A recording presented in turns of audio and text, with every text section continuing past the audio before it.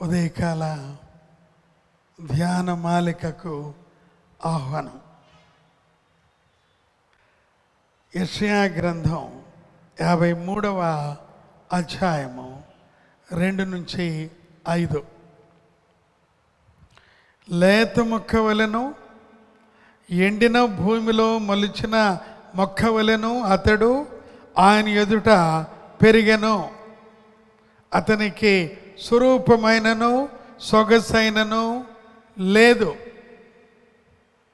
మనం అతన్ని చూచి అపేక్షించున్నట్లుగా అతని యందు స్వరూపము లేదు. అతడు తృణీకరింపబడిన వాడును, ఆయన మనుషుల వలన విసర్జించబడిన వాడును, వ్యసనాక్రాంతుడుగాను, వ్యాధి అనిపించిన వాడుగాను, మనుషులు చూడనొల్లని వాడుగాను ఉండెను. అతడు తృణీకరింపబడిన వాడు కనుక మనము అతన్ని ఎన్నిక చేయకపోతిమి. ఈ 3 వచనాల్లో ఒక ప్రాముఖ్యమైన వచనాన్ని నేను చదువుతున్నాను. ప్రభువైన యేసుక్రీస్తుని గురించి ముంగుర్తుగా యెషయా గ్రంథములో మెస్సీయను గురించి వ్రాయబడిన సత్యం. అతడనగా ప్రభువైన యేసయ్య తృణీకరింపబడిన వాడు, హీ వాజ్ రిజెక్టెడ్. తర్వాత విసర్జించబడిన వాడు, హీ వాజ్ డిజెక్టెడ్. తర్వాత వ్యసనాక్రాంతుడు, హీ వాజ్ ఆర్గనైజ్డ్. ఈ రకంగా ఆయన గురించి చెప్పబడినవి. తృణీకరింపబడినవాడు. నిజంగా ఈ ఒక్క మాట ఒకసారి జ్ఞాపకానికి తెచ్చుకోండి. నీ జీవితంలో యేసు ప్రభువుని నువ్వు అంగీకరించినందుకు ఏమైనా తృణీకరించబడ్డావా? నువ్వు ఎక్కడైనా సాక్ష్యం చెప్పినందుకు నీవేమైనా ఎగతాళి పాలు చేయబడ్డావా?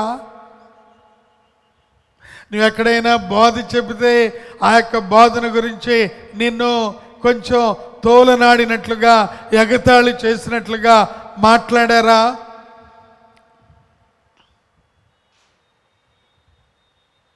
అయితే మన ప్రభువును, రక్షకుడును అను యేసయ్య మనందరి నిమిత్తమై, నా నిమిత్తమై, నీ నిమిత్తమై యూదుల చేత, రోమియుల చేత, పరిసయ్యుల చేత, లోకము చేత తృణీకరించబడ్డాడు. ఎవరు ఆయనను మరి ఆప్యాయంగానో లేక కొంచెం సానుభూతితోనో మాట్లాడినట్లుగా లేదు. 1993వ సంవత్సరంలో ఒక చిన్న అనుభవం. మొట్టమొదటిసారిగా ఈ యొక్క మిషన్లో ఒక 20 మందిని అనాథ పిల్లలను ఏర్పాటు చేసి వారి బాగోగులు చూడాలని అమ్మగారు, నేను ఎంతో ప్రయాసపడుచున్న ఆ దినాల్లో యునైటెడ్ కింగ్డమ్కి ఒక గొప్ప ఆహ్వానం వచ్చింది.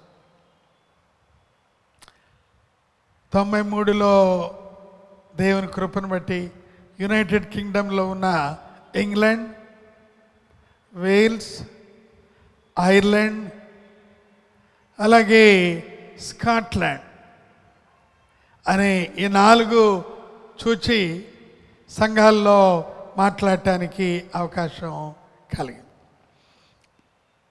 తదుపరి 1996వ సంవత్సరంలో మరలా ఈసారి నా భార్య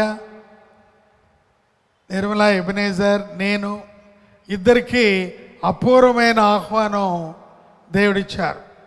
యునైటెడ్ కింగ్డమ్లో కెయిస్టర్ అనే కాన్ఫరెన్స్లో ఒక 5,000 మంది విద్యార్థికులు, స్కాలర్సు, చాలా గొప్ప మరి ఆక్స్ఫర్డ్, కేంబ్రిడ్జ్ వాళ్ళు అక్కడ ఒక సెషన్లో మాట్లాడే గొప్ప అవకాశం మాకు దొరికింది. 97న ఆ సంవత్సరంలో దాని అపూర్వ అవకాశం ద్వారా చిన్న పిల్లలకు ఒక మంచి వాతావరణంలో వారిని పెంచడానికని చక్కని భూమి ఇక్కడికి 18 కిలోమీటర్లు మాదలవారిగూడెంలో మరి వారి ద్వారా దేవుడిచ్చారు. తర్వాత వెంటనే బిల్డింగ్స్, వెంటనే వారికి వసతి, వెంటనే మరలా 98, 99 ఒక స్కూలు, ఇవన్నీ ఏర్పాటు చేయటం చకచక జరిగిపోయినాయి.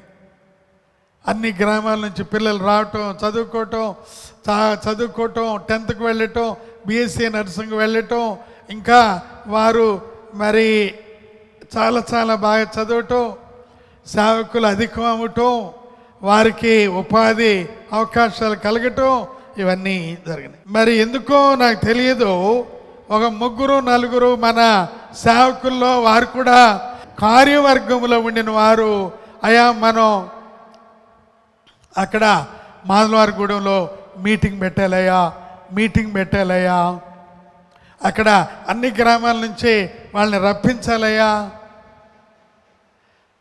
దేని కొరకు అంటే మనం రప్పించి వాళ్ళకి చెప్పుదామయ్యా కొన్ని విషయాలు అని అన్న తర్వాత ఈ రకంగా సరే అని మేము మంచి హృదయములతో మరి వదకు తేబడి గొర్రెపిల్ల ఎలాగైతే వెళ్తుందో, అమ్మగారు కూడా నాతో వచ్చారు. అక్కడికి వెళ్ళినప్పుడు ఆ 3-4 2 చనిపోయారు, ఒకరు ఎవరు మరి ఇప్పుడు కూడా జీవిస్తున్నారు. సడన్గా వాళ్ళందరినీ కొంచెం ఏదో చెవిలో చెప్పి గట్టిగా అరవటం, ఈ బిల్డింగ్లను ఎందుకండి, ఈ స్కూల్ ఎందుకండి, ఈ డబ్బు ఎందుకండి, ఇవన్నీ మాకు పనిచేయవచ్చు కదా, సేవకులకు పంచవచ్చు కదా, సంఘస్థులకు పంచవచ్చు కదా అని పెద్ద దొమ్మి చేయడు. సరే కొంచెంసేపు అక్కడ ఆగాం. అందుక ఇట్లా ఉన్నారబ్బా అను. అమ్మగారు కూడా మరి లేచి కొన్ని విషయాలు గట్టిగా చెప్పి మాట్లాడితే, ఎక్కడో ఒక అతను అమ్మవారి గుడి నుంచో, డాక్టర్ గారు అది అమ్మ మీరు అయ్యగారి తరపున మీరు మాట్లాడటానికి వచ్చారు, ఇక్కడికి దాదాపు 200 మరి మా భార్యలు కూడా ఉన్నారుగా, మరి వాళ్ళు మాట్లాడుకోవచ్చుగా అని తృణీకరంగా మాట్లాడు. ఏమనుకుండా ప్రార్థన చేసి మేము వచ్చేసాం. కానీ 97, 98, 99, 2000 దేవుడు ఇంకా అవకాశాలు అధికంగా. తృణీకారం అంటే చెప్తున్నాను. తర్వాత ఎవరైతే దీనికి వ్యూహకర్తలో వాళ్ళు చనిపోయే ముందు నేనే వెళ్ళాను, చేయబట్టుకున్నారు. అయ్యగారు మమ్మల్ని క్షమించండి, నాకేమి మీ మీద ఇబ్బంది లేదండి, నేను అట్లా అనుకోను, అయ్యగారు మమ్మల్ని క్షమించండి దయచేసి చేసి. మరి ఇప్పుడు జీవించిన వారు కూడా చాలా తగ్గి, అయ్యో ఆ కారణంగా మేము ఇటువంటి ఒక వ్యక్తి, దర్శనం కలిగిన వ్యక్తిని, నీతిమంతుని జోలికి పోయామే, నా భార్యల మాట విని ఎంత అసూయపడ్డామే అని ఇప్పటికీ వారు బాధపడిపోయినా పర్వాలేదు. ఈ అనుభవ సాక్ష్యం ద్వారా దేవుడు నాకు, నా భార్యకి నేర్పింది ఏమిటంటే, ఎంత తృణీకరించబడితే అంతగా మేలు చేయండి, ఎంత అసూయపడితే అంతగా వారిని ప్రేమించండి, ఎంత దమ్మిగా వస్తే అంతగా మీరు పైకి తీయండి. బహుశా ఎందుకు ఈ మాటలు నేను చెప్పాను నాకు తెలియదు. చాలా అమాయకంగా ఉన్న మా కుమారులు వాళ్ళు కూడా విని తెలుసుకుంటే వారికి కూడా కొంచెం జ్ఞానోదయం కలుగుద్దని ఈ మాటలు ఇక్కడ రికార్డు చేశాను. సరే, ఇక్కడ చూస్తే నిశ్చయముగా అతడు మన రోగములను భరించను, మన వ్యసనములను వహించను, అయినను మత్తుపడిన వాని గాను, దేవుని వలన బాధింపబడిన వాని గాను, శ్రమనొందిన వాని కానీ మనం అతను ఎంచితిమి. చూసారండి 5వ వచనములో, మన అతిక్రమ క్రియలను బట్టి అతడు గాయపరచబడెను, మన దోషములను బట్టి నలగొట్టబడెను, మన సమాధానార్థమైన శిక్ష అతని మీద పడెను, అతడు పొందిన దెబ్బల చేత మనకు స్వస్థత కలుగుచు ఉన్నది. తృణీకరింపబడుచున్నావా? ఇబ్బందికరమైన వాతావరణంలో నిన్ను మనుషుల్లో నెట్టుచూ ఉన్నారా? ఏదైనా బాధలో బరువులో నిన్ను పెడుతూ ఉన్నారా? నీవు ఏమీ దాని గురించి మదనపడవద్దు. ఎక్కువగా మేలు చేయటం మొదలు పెడితే దేవుడు ఇంకా ఎక్కువగా నిన్ను వాడుకుంటాడు. దేవుడు ఈ చిన్న తలంపులు మీ మనసులో హృదయంలో మేము దీవెనకరంగా ఆశీర్వాదకరంగా ఉండునుగాక.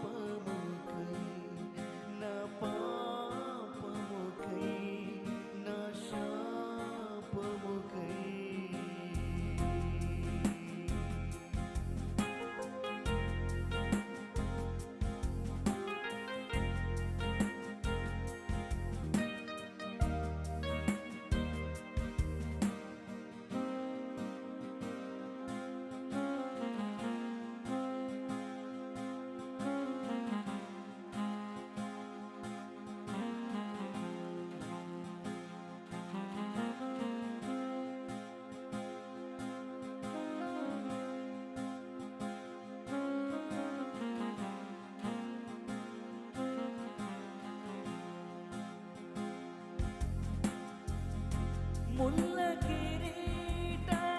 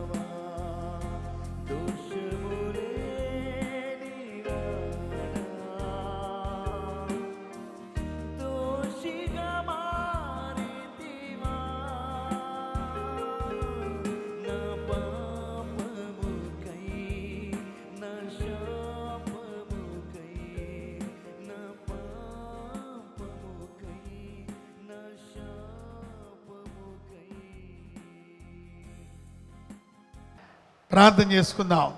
మౌన్నతుడైన మా గొప్ప తండ్రి, నమ్మదగిన మా దేవా, మా ప్రభువా, నీకు స్తోత్రములు, వందనాలు.